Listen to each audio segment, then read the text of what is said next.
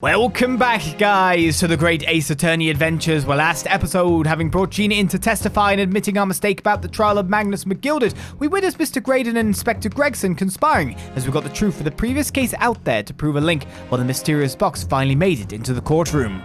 Opening it to discover it was indeed a music box, we found it could only play one note, leading to a shocking discovery as we dive into the world of espionage by accident, by presenting today's paper. Take that! Today's paper, Council. The headline is Pawnbroker Perishes in Pig Purse Plunder. Highly supportive of your cause. No, my lord, I was hoping you'd look a little further down the page. Further down? A Ministry mole. Classified secrets may have been leaked overseas from Ministry of Justice. Yes, this is a very serious matter. Being investigated at the highest level, I understand. I've heard that international transmissions along supposedly secure lines are somehow being intercepted and leaked to various other countries. And presumably those transmissions are in the form of wired telegrams. Of course. Juror number 5, your input, please.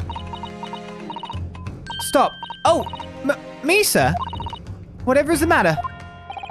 You told the court before that you worked at the same communication station as Mr. Graydon, did you not? Yes, that's correct. And the particular station where you work deals with government communications and newspaper reports. Oh, yes, we're not your run-of-the-mill communication station at all. Our work is extremely important. Then tell me, is this not a very familiar sound?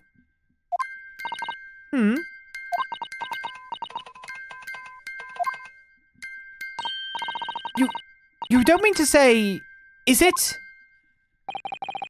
That's right, madame. It bears more than a passing resemblance to the sound made by your telegraph machine as you tap it. I believe it's called Morse code. But I don't believe it! Now, correct me if I'm wrong, but when it comes to leaking telegrams from government departments, there could be nobody more perfectly placed than a highly skilled communications officer. Are you suggesting the music box disc contains stolen government secrets in Morse code? I thought you knew. I thought you were leading me around these places. I don't know what to know regarding you. Order! Order! Please, everyone, order! But this is high treason, Council, deserving of capital punishment. Too much new vocabulary. What is this treason and what is capital punishment? Sorts of words I'd half expect you to know. For our sovereign government's confidential information, hostile nations would surely pay almost any price. Yes, and on that night 2 months ago, that was the very negotiation that was taking place inside the omnibus. But in the end, McGilded perished, and the all-important disc lay unclaimed in the pawnbrokery. My word! In which case, whoever stole that information in the first place must surely have been beside himself with worry. Because if the disc were to be discovered before it found its way out of the country, it would reveal an act of high treason punishable by death. So the culprit had no choice but to retrieve it. And in order to do that, he would have to gain entry to the pawnbrokery illegally in the middle of the night. Because the article left behind by Mr. McGilded would incriminate him too much if he got into the wrong hands. Isn't that right, Mr. Graydon? You think I've been stealing government secrets? Preposterous! Absolutely preposterous! So, in response to the defense's accusation, you claim complete innocence, do you? Well, of course I do. I've had to stand here in silence while that pretentious foreign lawyer's been prattling away. Objection! Then by all means, counter the charges, sir. The prosecution demands the witness testifies in response to the accusations brought by the defense. Delighted, I'm sure. The witness is reminded that the crime under scrutiny in this trial is the murder of the pawnbroker, Mr. Windibank. That being a most flagitious offence, for which the law of this land sanctions a capital punishment. But the heinous act of high treason is no less serious a crime. I urge you to bear that in mind as you testify, Mr. Graydon. And so then, let us proceed. You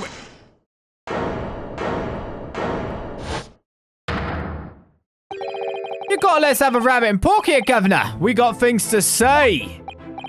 I beg your pardon. Who do you think you are? Name's Nash Skulkin. Occupation is professional baddie.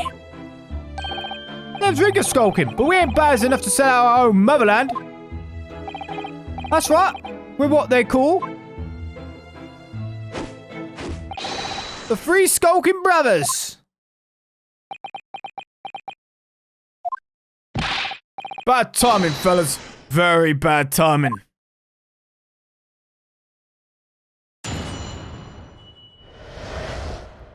Wait, so what?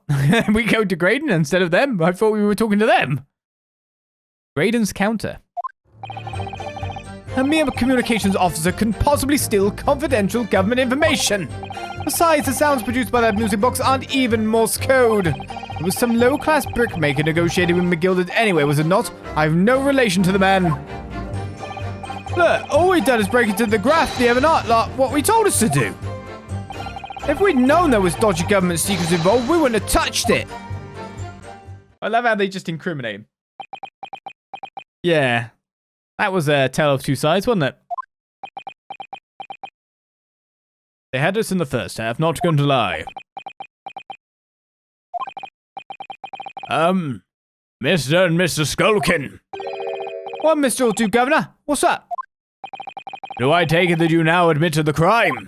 That on the night in question, you did indeed gain entry to the premises illegally? And moreover, you did so at a party of three, in collaboration with Mr. Graydon here?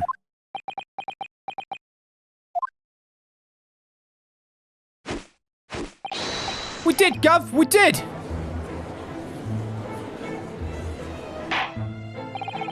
Quieten down, please. What say you to that, Mr. Graydon? I have no idea what these two ruffians are referring to.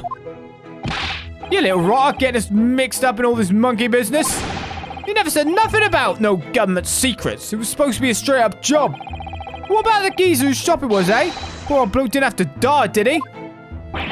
Ugh. Nice to know who your friends are. Whatever these men say, I deny the accusations. Indeed. Well, I certainly wasn't expecting this little music box to become so significant in the proceedings. However, as it has, I will admit it into the court record as evidence. Small music box has been entered into the court record.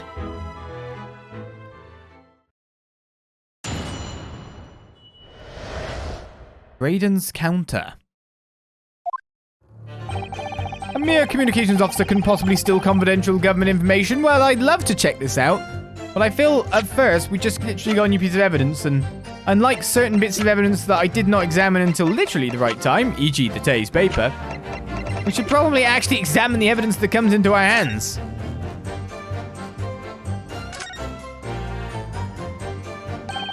See how the former gilded disc sits in the music box the man deposited at Winterbanks? It couldn't be a more perfect fit. So there's no question then, disc was designed to be played in this music box. Yet despite that, the sounds it produces are neither musical nor do they appear to have any meaning. It just doesn't make any sense. I wonder if perhaps there's more to this music box than meets the eye. Maybe we haven't discovered all its secrets yet. Can't press this. This is the mechanism that turns the bumps on the disc into sound, isn't it? Yes, the movement. It's all thanks to the comb with its teeth that are plucked by the passing bumps. Usually the teeth on the comb are different lengths so that each one produces a different tone. But this comb is very strange. All the teeth are exactly the same length. Well, what does that mean? It means that no matter which tooth is plucked by the passing bumps, the music box will make the same sound. I've never seen a music box like it before. Yes, it is strange. A music box that can only play a single note. There has to be some significance for that, surely. Oh no, we have to ask Shirley. Well, that did nothing.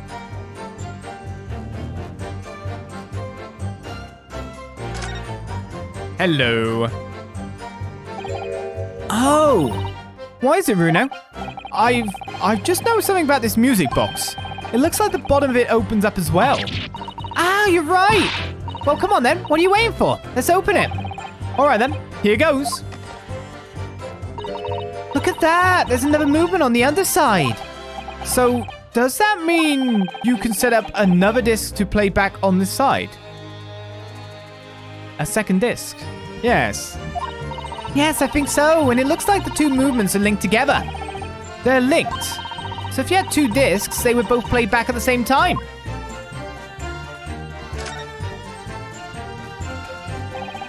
Who'd have thought there would be a second movement on the underside of the box? And this movement is like the other one. The comb's teeth are all the same length. So this movement also only produces a single tone like the other one? Yes, it must do. Except that the length of the teeth on the two combs isn't the same. So the single tone produced by this movement will be different to the single tone we've already heard. What? Basically, each movement can only produce a single note. But the notes they produce are different. A music box that can only play two tones. So, okay, it's not even Morse code because all we've got is ... endlessly, right? On one side. So Morse code, of course, is ... which of course can be done with a telegraph machine because you just hold down the button. So ... dash. So, to counter this issue, what we've got here is a dual prong system where you stick in one for the dots and one for the dashes, right? So the different tone is what denotes, notation, whatever, notes down a dash. This must be how this music box works. Of course, I'm probably wrong. You know me. A mere communications officer couldn't possibly steal confidential government information. Hold it! I mean, yeah, but you did, right? So is this newspaper headline accurate? Government communications are being intercepted? How could I possibly know? What do you mean by that? Any important government communications are handled by high-level officers, by specialists. General members of staff in the station where I work would never be entrusted with sensitive information. Oh no, stop. Must say something. Stop. Let me guess. Jury number 5. Irregular communication station officers aren't as lowly as you're being led to believe. A team of us are responsible for setting up and testing the telegraphs used by the ministry. And Mr. Graydon is the team leader. That's fascinating. Graydon is highly skilled operator. Stop. Currently in presence of idol. Stop. Who had access to the equipment used for these confidential communications, Mr. Graydon? Well, what of it? The transmissions are always made behind closed doors so they can't be heard. And in any case, all messages are sent in ciphered. Normal employees can possibly understand them. Oh no, stop. Must say something. Stop. Mr. Graydon regularly attends meetings with ministry technicians and the ministry communications team. He assists them in ensuring that there are no errors in important international communications. And he's received the top prize at the Cipher Cracking Convention 5 years in a row now. That's fascinating. Wow, Graydon. You must hate her. Graydon is highly skilled operator. Stop. Currently in presence of idol. Stop. He doesn't idolize you, though. Well, your idol will appreciate it if you'd keep your mouth shut. She should really pick her idols more carefully. I tell you, this lawyer's accusations are completely unfounded. His eyes went kind of like a bit more green on the whites there. Besides, the sounds produced by that music box aren't even Morse code. Hold it! They're not. To anyone with a brain, that would be blatantly apparent on listening to that music box for even a few seconds. Of course. Surely it can't be that my learned friend is unfamiliar with Morse code. Ouch, he looks genuinely shocked at my ignorance. I would be more than happy to demonstrate the basics for you, sir. A lesson? Here in court? Morse code is a continuous series of two distinct tones. Tones, you say? Yes, a short dot and a long dash. By combining those in different ways, you construct letters. I see. For example, this is A. And this is B.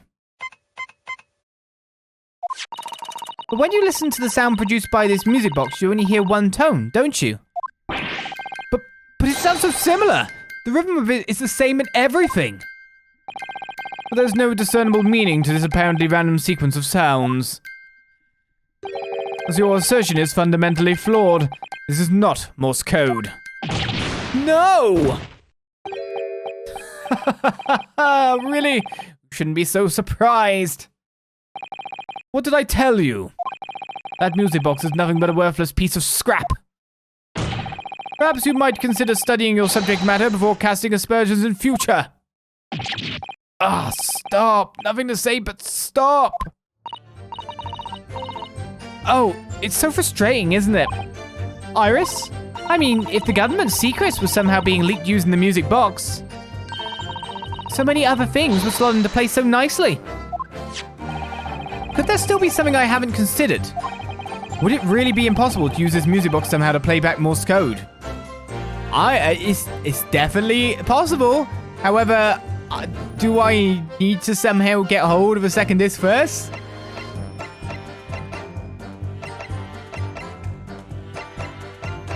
Let's give it a try. Certainly hope I don't be right. There's still every possibility that this music box was instrumental in the leaking of government secrets. That's the belief of the defense, at least. Objection! Does it please you in some way, my Nipponese friend, to repeat the same line of argument ad infinitum? It's already been established that to be Morse code, 2 tones are required. Dots and dashes. Yes, I'm well aware of that. Then what? Well, it would appear the defense has a hypothesis to put forward. You had better present your idea at once, counsel. How do you propose that this music box, which appears to produce only a single tone, could have been used to cipher secret messages into Morse code? I love it when we just know we're right. Oh, I'm only examining. I've got to present that bit. I've just noticed something about this music box. It looks like the bottom of it opens up as well. You're right. Well, come on then. What are you waiting for? Let's open it. All right then. Here goes. But I have to open it first anyway? Look at that. There's another movement on the underside. So does that mean you can set another disc to play back on this side? Yes, I think so. And it looks like the 2 movements are linked together. They're linked. So if you had 2 discs, they would both play back at the same time. So, okay, I've opened that up. I'm obviously not examining it again with the expert, and I'm probably now that I've opened it up, I just present that. Got it! Good gracious, what am I looking at here? Another movement on the underside of the music box. What? It appears, my lord, that the 2 movements are linked together. In other words, you can put 2 discs in this music box, and the sounds of both will play back at the same time. Good heavens! As the court has heard, Morse code comprises of 2 tones, a short dot and a long dash. With a second disc in place, this music box could be used to generate Morse code and convey a message.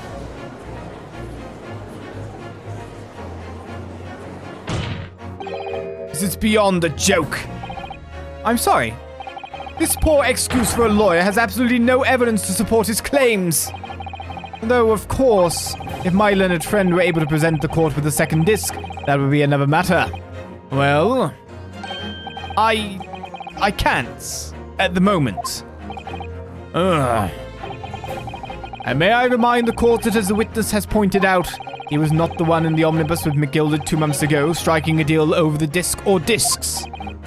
Indeed, that was Mr. Mason, the brickmaker. Exactly. I had nothing whatsoever to do with it. Though it has holes, I must admit the argument presented by the defense has much promise. I believe the cross-examination should continue. The link between Graydon and the victim of the omnibus case must be there somewhere. But I haven't found it yet. Oh dear. It looks like you need to give your argument more strength, Bruno.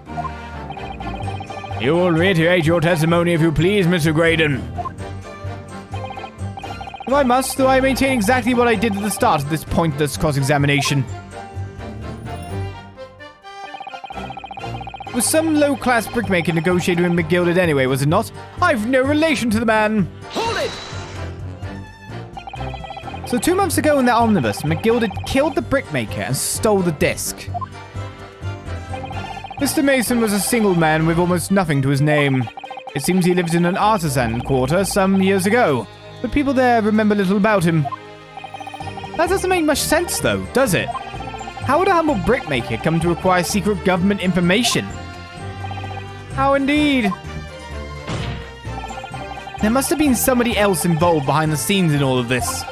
Somebody who acquired the disc and gave it to Mr. Mason, in order to take it to the meeting with McGilded and negotiate a deal. Dear me. You may have it in for me, sir, but I assure you I have far more class than that. An old brickmaker from an artisan quarter and this well-to-do communications officer. If only I could find some evidence to link the two of them together. Debt again? If you have nothing more to add on that note, let us return to the witness testimony. Look, all we've done is break into the gaff the other night like what he told us to do. Hold it! Mr. Graydon told you to do, you mean? That's it, yeah. Who else, eh? Sid and me thought he was just popping over for a natter after all them years, but the rotter had a dodgy job for us. Hey, Ash.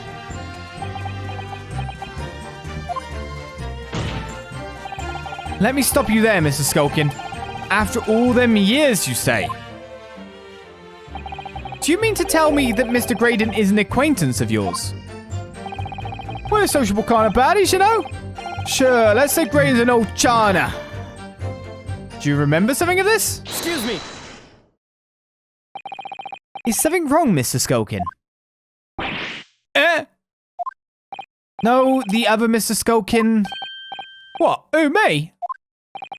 When your brother was testifying just now, he said something that seemed to cause you to react. Oh, I was just remembering the old days, that's all. We used to have a royal laugh together way back when. Together? With Mr. Graydon, you mean? Yeah, with Ash. I mean, you look at him now and his fancy whistle and flute, and you wouldn't Adam and Eve it. But when he was younger, he was from the poor part of town, just like us. Is that so?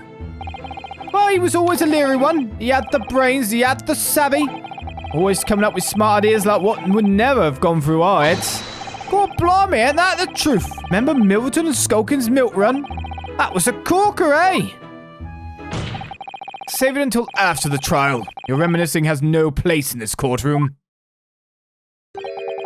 And neither does your fruit. Oi, the geezer asked us a question, didn't he? And we was answering. Yeah, we ain't done nothing wrong. You have, but not this. Nevertheless, the court is not prepared to accompany you on your trip down memory lane. Counsel, can we turn our attention back to the testimony, please? I don't know. Could that sentimental story be relevant somehow? Oh, God. I guess. It proves, like, a link.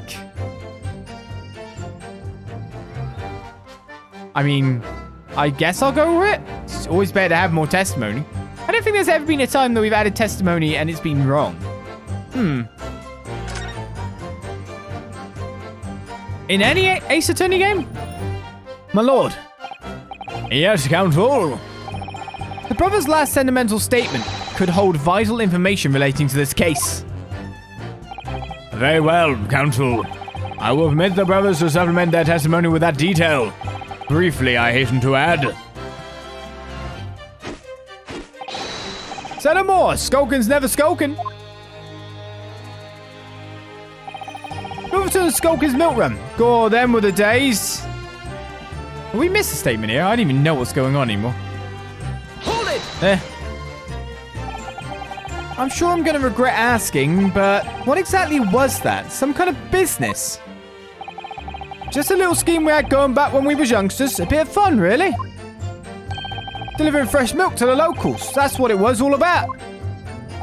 That sounds alarmingly legitimate. There must be a catch.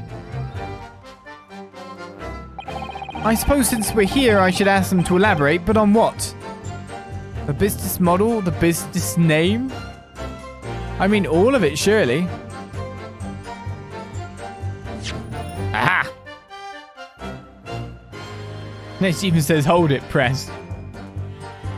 Milverton and Skulkins. Oh! Wait, are you related?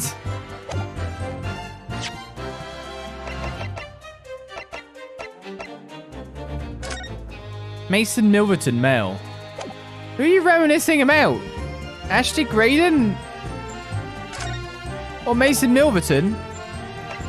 Or is there another Milverton present in this place? Elaborate on the business name. So this business was just a bit of fun, you say? And it was just yourselves and Mr. Graydon involved? Yeah, that's it. Milverton and Skulkin's milk run, was it? Yeah, that's it.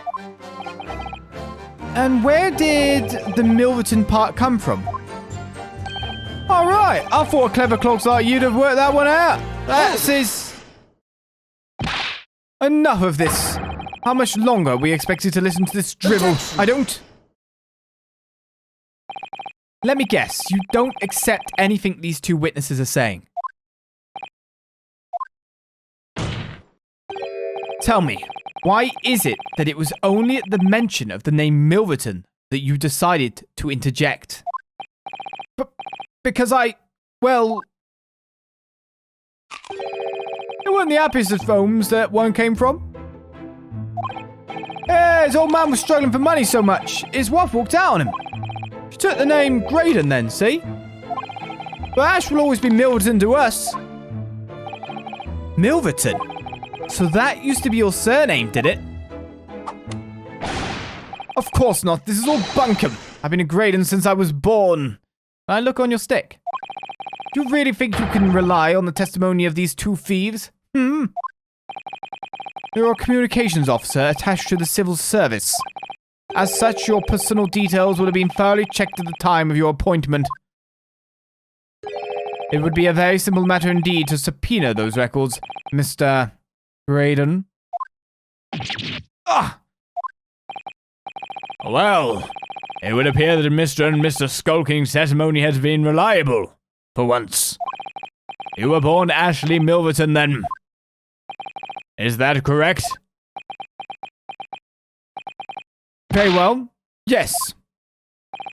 So Ashley Graydon was once Ashley Milverton. That information could change things and could turn out to be extremely important. Ashley Graydon's personal profile has been updated in the court record.